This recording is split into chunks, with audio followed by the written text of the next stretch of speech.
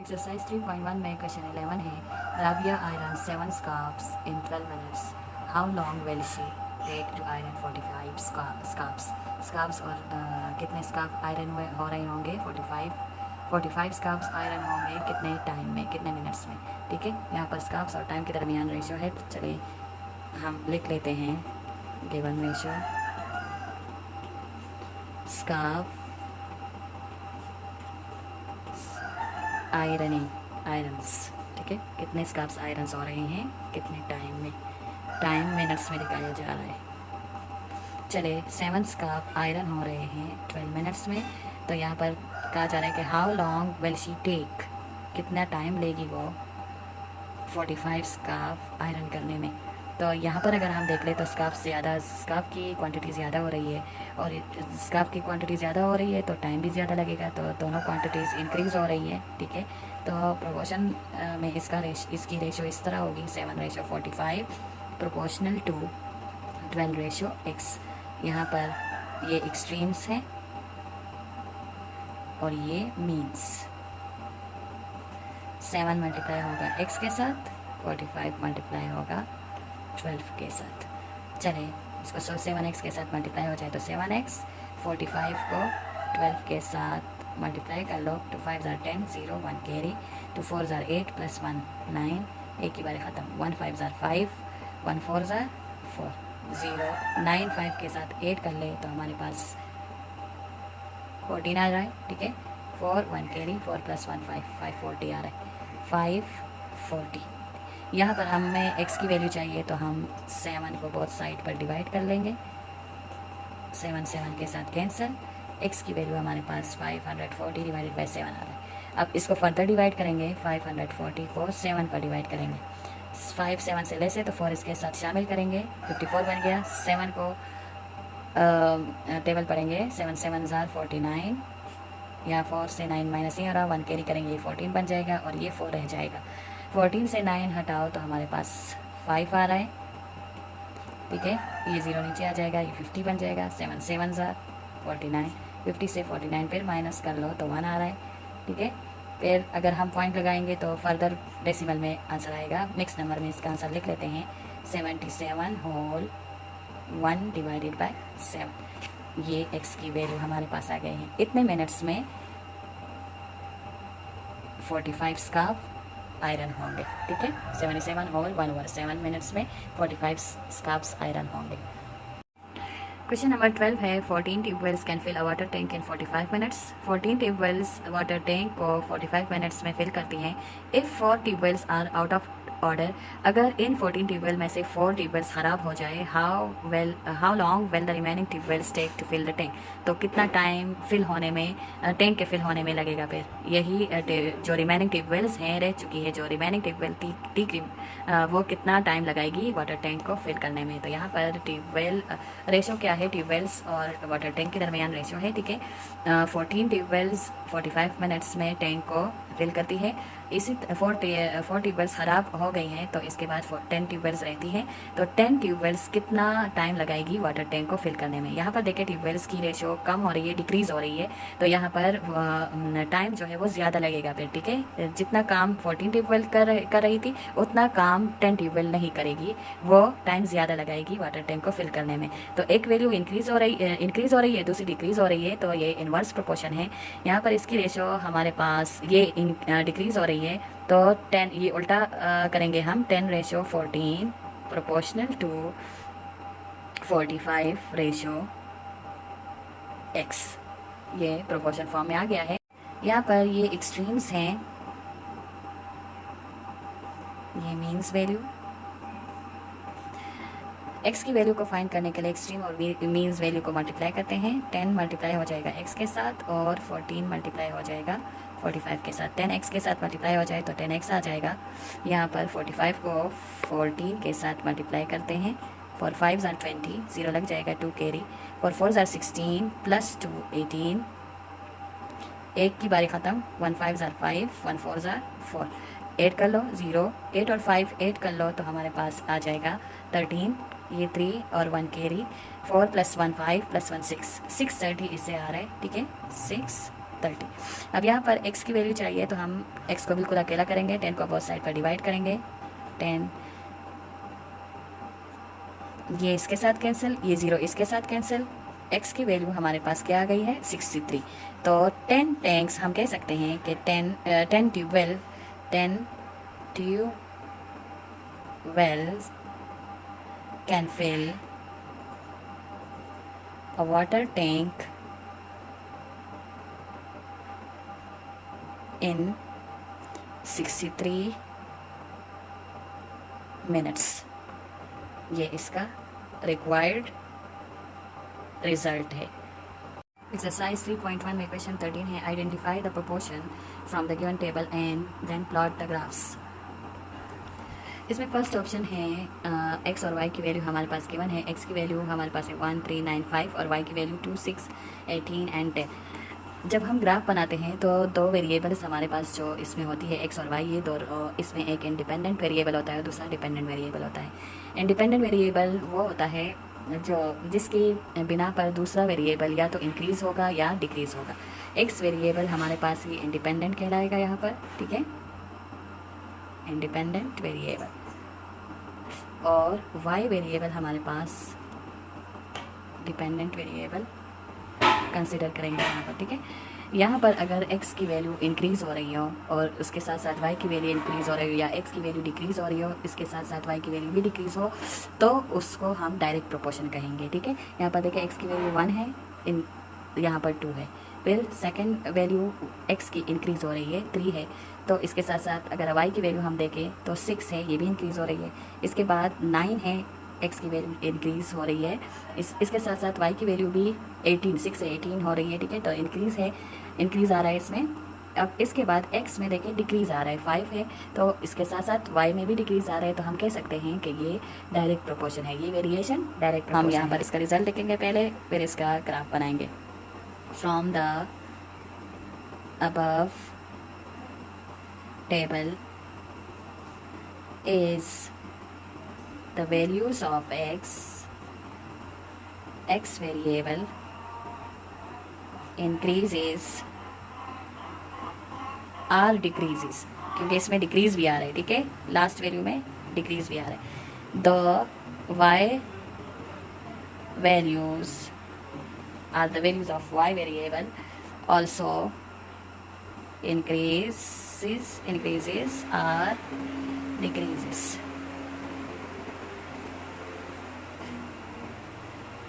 So we can say that there is direct proportion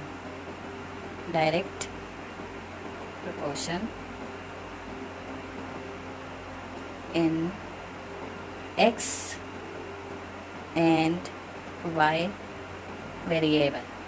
variables. अब यहाँ पर हम इसका ग्राफ ड्रा करेंगे, ठीक है। लाइंस ड्रा कर चुकी हूँ ग्राफ में, 0 से स्टार्ट करूँगी। यहाँ पर x वेरिएबल होगा और यहाँ पर y को शो करते हैं, ठीक है। x का स्केल हम बनाते हैं, ये देखें यहाँ पर 1, 3, 9, 5, 9, 10 तक या 12 तक का, जहाँ तक भी आप स्केल बनाना चाहें, 1, 2, 3, 4, 5, 6, 7, 8, 9, 10, 11, 12, 13। और यहाँ पर y की वैल्यू देखें 18, ग्रेटर वैल्यू 18 है, तो हम ऐसा स्केल बनाएंगे ताकि ये इस सारे कवर कर जाएं, ये वैल्यूज़ कवर कर जाएं। तो यहाँ पर अगर मैं 2 का गैप रख लूँ, 2, 4, 6, 10, 12, 14, 16, 18, 20, 22, 24 तक मैंने स्केल बना लिया। अब यहाँ हम इसका ग्राफ बनाएंगे। यहाँ पर देखें x की वैल्यू 1 है, तो इसके साथ साथ y की वैल्यू 2 है। x लाइन पर, x एक्सिस पर हम 1 देखेंगे, ठीक है, और y एक्सिस में हम 2 देखेंगे, 1 के सामने और 2 के हॉरिजॉन्टली आएंगे, 1 के सामने डॉट लगाएंगे। यहाँ पर हमारे पास x की वैल्यू 1 है, कॉमा y की वैल्यू 2 है, ठीक है।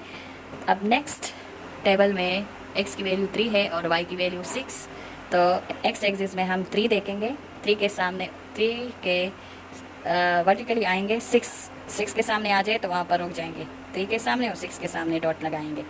ये यहाँ पर क्या है, x की वैल्यू 3 है और y की वैल्यू 6। अब नेक्स्ट हमारे पास x की वैल्यू 9 और y की वैल्यू 18, तो 9 के सामने और 18, यहाँ पर 18 है, हॉरिजॉन्टली आएंगे, 9 के सामने रुक जाएंगे। ठीक है, ये यहाँ पर x की वैल्यू 9 है और y की value 18।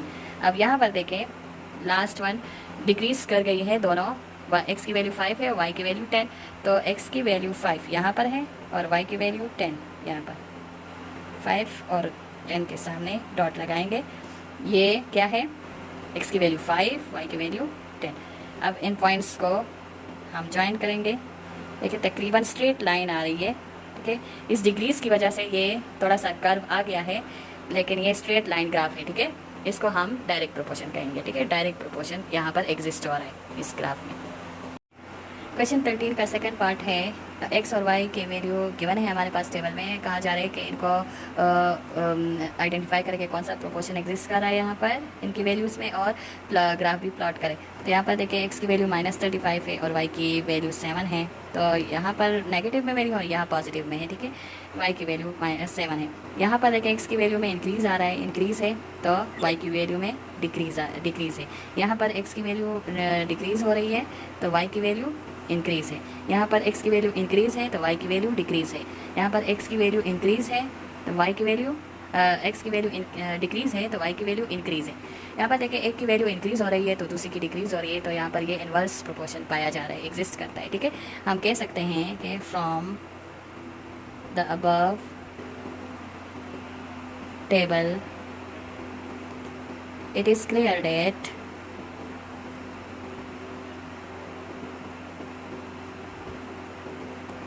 the values of x variable are increases, then the values of y variable decreases,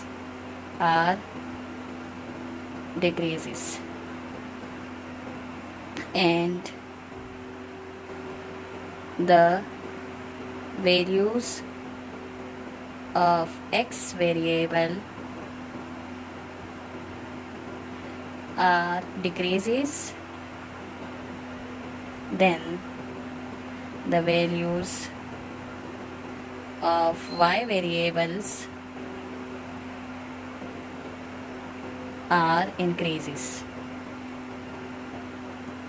This shows the inverse proportion.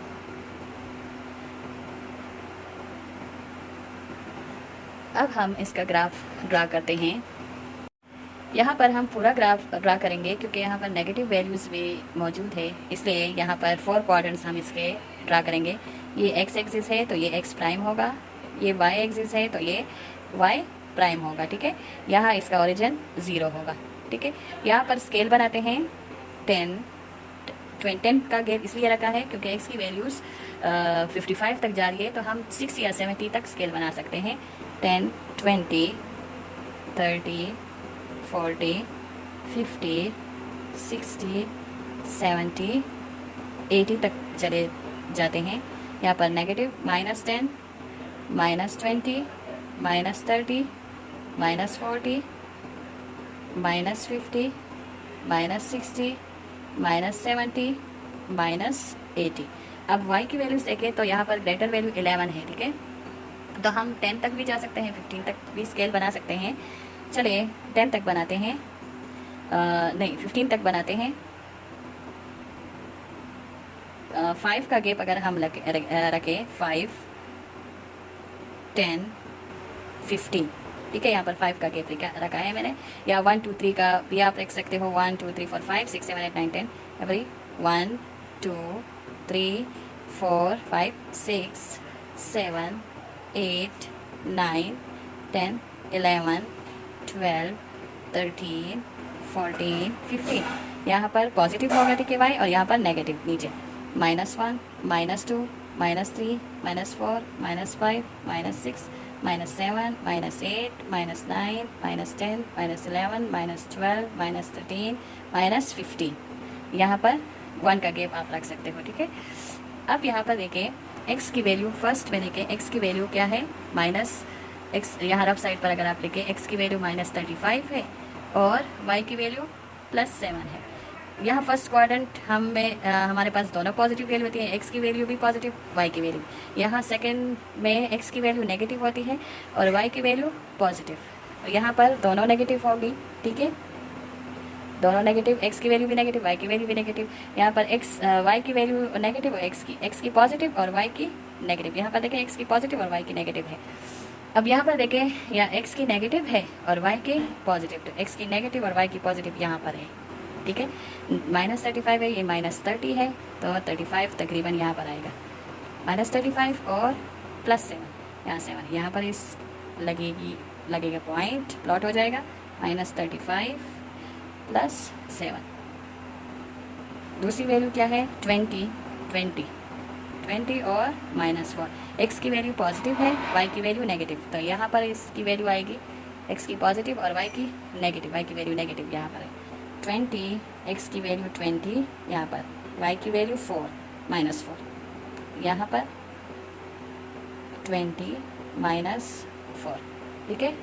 अब नेक्स्ट वैल्यू 55 और 11, 55 -11, x की वैल्यू पॉजिटिव यहाँ पर होगा, ठीक है, इसी क्वाड्रेंट में होगा, फोर्थ क्वाड्रेंट में, और x की वैल्यू 55 है और y की वैल्यू -11 है, तो x की पॉजिटिव और y की नेगेटिव यहाँ पर भी होगी 50, x की वैल्यू 55 यहाँ पर और y की वैल्यू -11 यहाँ पर, तकरीबन इसके सामने और -11 के सामने यहाँ हम डॉट लगाएंगे, 55 -11, ठीक है।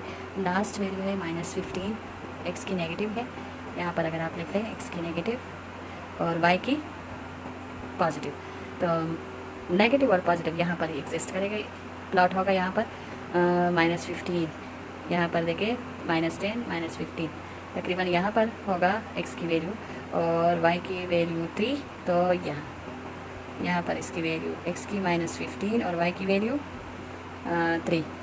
अगर इनको हम प्लॉट कर ले पॉइंट्स एक दूसरे के साथ,